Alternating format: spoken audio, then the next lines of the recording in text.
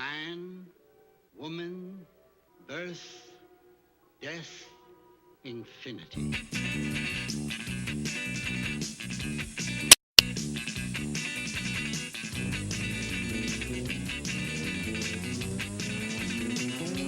Good afternoon, and welcome to the Your Health television program here on AMP's Cable Channel 24 and on the internet at www.ampmedia.org.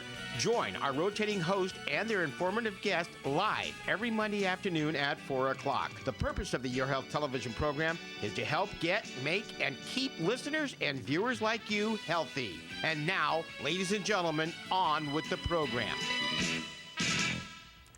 Welcome to the Your Health television program hosted by the Monterey County Health Department. I'm Emily Sciolto, your host today, and just about every third Monday of each month.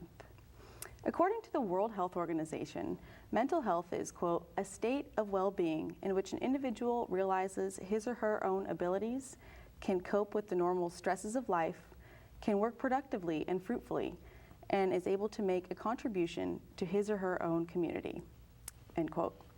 Sadly, it is estimated that only about 17% of United States adults are considered to be in a state of optimal mental health.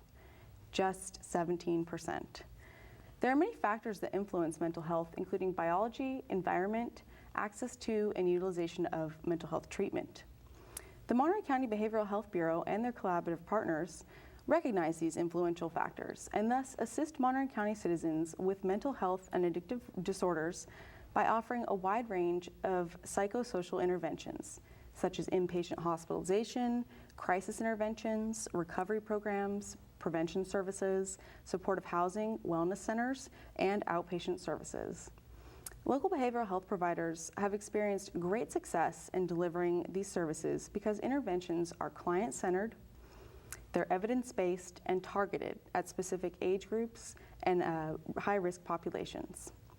Local services are also accessible. For example, in 2012, behavioral health and alcohol and other drug services assisted more than 7,000 unduplicated Monterey County residents.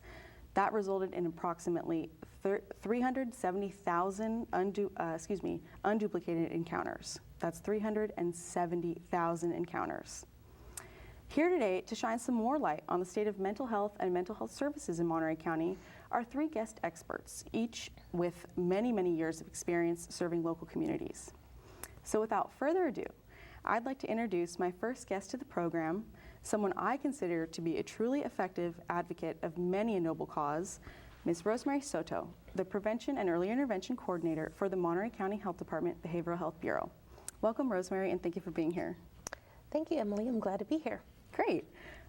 So let's start off with just a real general question. What is mental health? I defined it, but how do you define mental health? Well, you defined it really well, and it really is a state of well-being for the mind and emotions, emotional health. Just like we think about our physical health, we think about different ways in which we take care of our bodies, like making sure we have enough water to drink and eat healthy foods and exercise, and all of that really helps us stay healthy, physically healthy. Well, the same goes with our mind and our emotions. We do have to take care of ourselves, make sure that we are one of those 17%, I think you mentioned, that have optimal health, mental health. It's really important to be aware of what's going on with our moods, with our functionality. Like, for example, if suddenly, we just don't feel like doing anything, like, we tend to have more ups and downs than what is usual, then sometimes those things can be indicators for our mental health needing some additional support. Okay, so who is typically affected by mental health? Really, any one of us can be affected by mental health, and the effects can range from anything from being having a disorder yourself, having a challenge yourself, or having a family member or friend who is experiencing challenges in regards to their mental health. According to the National Institute of Mental Health, 1 out of 4 adults in the United States face or actually deal with a mental health disorder. So it could be any one of us, and mental health issues may affect people of all ages, anything from, a child who was born to perhaps exposures to alcohol or drugs, through the pregnancy, to the older adults who are faced with challenges due to losing independence, losing loved ones. So there's really no specific age, there's no race, no background, no socioeconomic background. Anyone can be affected by mental health. 1 in 4, that's higher than I assumed. That's pretty high. Yes. What does Monterey County Behavioral Health have to offer our community? I mentioned a few of the services and whatnot, but if you could kind of go into some more detail. Sure. One of the things that we really try to focus on a whole lot is our prevention services. That's an area in which I specifically focus on with my role within behavioral health. And that is to really get the word out and educate our community about what is mental health and work towards reducing the stigma about mental health, because a lot of people in our community feel that they may be dealing with some mental health challenges, but they still feel a little embarrassed or perhaps just the fear of being judged and don't seek help for those reasons. So we really try to get the word out and just bring to our community the knowledge about mental health and be aware that these needs are normal. Just as I mentioned before, it's if you have some issues with your health and you're feeling sick, you're going to go to the doctor and you're going to probably get some blood pressure pills or just something to help you stay balanced or just be healthier. The same goes for our mental health. So we should seek help in just the same fashion. And what we do with that is that we do participate in a lot of community events so that we can find the way in which we can bring the word out to our communities. We do have programs that are offered in non-traditional places. For example, we have a school-based program, so we have therapists and clinicians that are out in the schools and everywhere from your preschool, your Head Start classes, to elementary, middle school, high school, and we're out there working with students who are probably facing a lot of these issues on their own or have issues that they're dealing with at home. And so that's one way in which we get out there. There's a whole lot more, and I think I can go on, but that's just a snippet of the services that we provide. Okay, great. And if we have time at the end of this segment, we can talk more about some of the more specific programs. Where can someone go for help?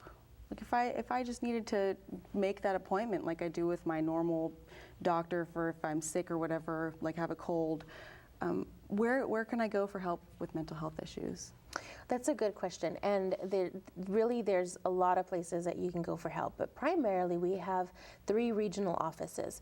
We are located in King City on Broadway, and I can give you all the details, but what we do there is we have an office there, and every Wednesday we have what we call Walk-In Wednesday at each of our sites. In King City, you can go there anytime from 1 to 4 p.m.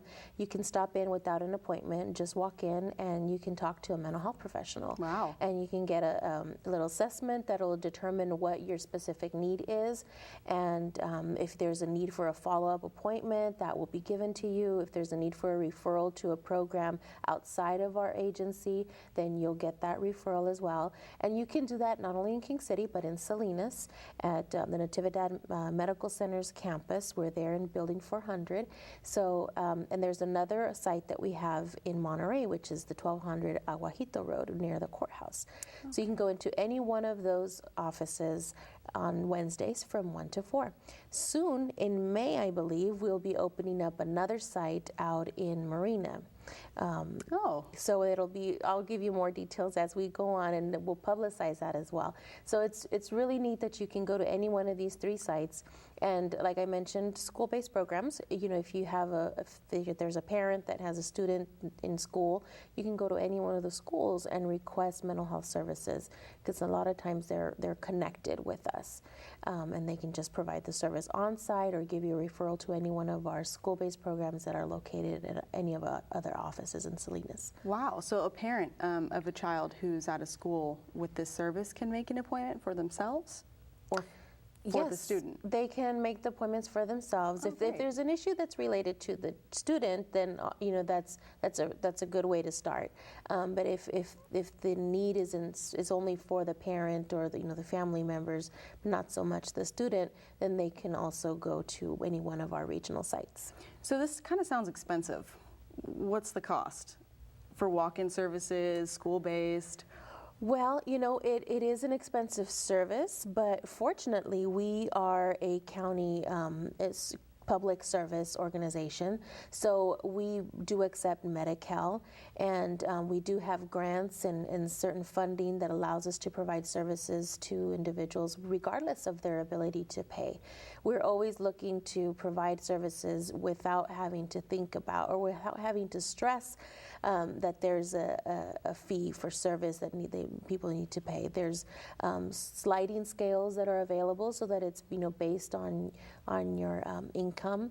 A lot of our community partners, which we contract with, different local nonprofit organizations that provide specialized services, operate pretty much the same way. Okay, great. So I didn't hear the magic word necessarily, but free? Some of it free or no? Sliding scale? Well, there could be free to low cost. Excellent. So you have to fill out some type of application of some right. sort. Typically the first time you come in, there will be a series of questions that will help determine where you are with that. And so it's all just part of the process, but we don't turn anyone away. Excellent. That's great to know. Very accommodating too, with the different locations and the option for the range of services, fee for service. So we've recently seen in the media, national media, and even local media, we've recently seen more incidences of bullying and suicide on the news, gun violence, etc. What role does Monterey County Behavioral Health have with some of these issues? Well, one of the things I can say is that we're very proactive when it comes to these issues. We take them very seriously. Our director is strongly just very active in each of these areas and very concerned for the well-being of our community as a whole. We are involved with a lot of public safety efforts in our community.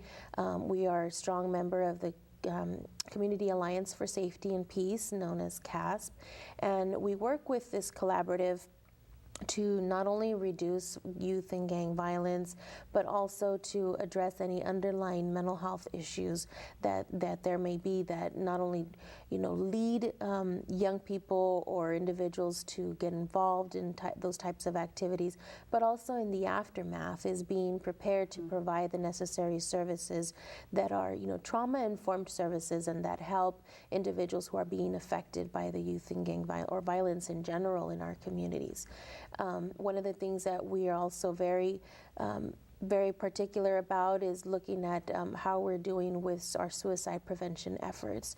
We're also part of, on a greater scale, there's a statewide organization called, we call it CalMesa, but it's the California Mental Health Services Association, and it's basically an organization that provides funding from our Prop 63 Mental Health Services Act dollars to look at statewide campaigns to, again, educate, inform, and bring awareness to our communities about suicide prevention and knowing the signs. Actually, the campaign is called Know the Signs. Oh. So I would suggest that people visit the website, which is suicideispreventable.org, and that is an area where you will learn a lot about what are the signs and symptoms of suicide and what you can do to help support someone who is dealing with suicidal thoughts or ideations. So we're very active and big on the education piece and prevention, because really that's the key to prevention. Education is a key to prevention. Absolutely, and that's suicideispreventable.org? That's right. Okay, great. And we'll mention that at the end of the segment as well. So how can we as parents, family members or friends help support someone who's dealing with these challenges? And I know that our next guest will talk more about this, but how can we do this? How do we help our neighbors? Well, one of the main responses that we can give when we encounter someone who is dealing with an issue, especially when it comes to suicide or when it comes to just not being able to function as usual or losing interest in areas or in things that were at one point of high interest to someone, is just, first of all, not be judgmental and not be careful with the language that we use when we talk to that individual, and make sure that we validate their feelings and make sure that we really explicitly say, I want to help you and I understand you're feeling this way, but let's see how we can work through this together. Letting them know that you are part of their journey, you're involved and you really care. And just get out and contact us, look up information, visit our Facebook page, and learn more about what is mental health and what are the different characteristics that are related to the specific challenge that person is dealing with. Okay, great. So you mentioned you want to hear what they're saying and tell the person who you're trying to support, I'm here to support you specifically. Yes. Is what you're suggesting. Yes, it's always best to just be, it's kind of like one of the things you can't beat around the bush about. You just kind of have to really straight up say, this is what I'm here to do for you. Great, that's a great piece of advice, thank you. So does behavioral health partner with local organizations or schools to provide these services? You mentioned the school-based clinics, school-based services. Yes, we do. We partner with, many organizations, pretty much, you can probably mention any organization, and we work with them in some way. And we work with a lot of, local nonprofits. We work with other government departments, other, like the probation department, social services. We all work together. We find that, we are one whole community, and we oftentimes serve the same populations. Right. But, one of the things that we really stress is that mental health is a part of all of who we are. Wonderful. So we have time for just about one more question. Are there any local events where community members can go to learn more about mental health that you can share, and/or is there anything going on for next month, May, Mental Health Month? Yes, May is Mental Health Awareness Month, and it's one of our biggest months in the year in terms of our activities. We do host 2 events. The first one is the Family Fun Day, and it's just a big celebration in Salinas at the Natividad Creek Park. And I would invite you all to be part of it. It's May 19th from 12 to 4 p.m. This is a free event. We provide lunch, we provide entertainment. There will be dancers, Polynesian dancers, Aztec dancers. We'll have music, and it's really a time to come together and celebrate wellness and recovery and resiliency. And we'll have a bubble ceremony where we'll blow bubbles because bubbles represents hope for us.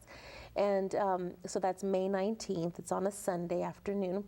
And we also have Fiesta of Hope, which is an awards dinner and celebration. And that will happen on Thursday, May 23rd from 5:30 to about 9-ish. And that one will be held at the Embassy Suites here in Seaside. And there is a fee to attend, which is $45, but we do offer scholarships for clients and family members. Well, great. Rosemary, thank you so much for sharing this information with us.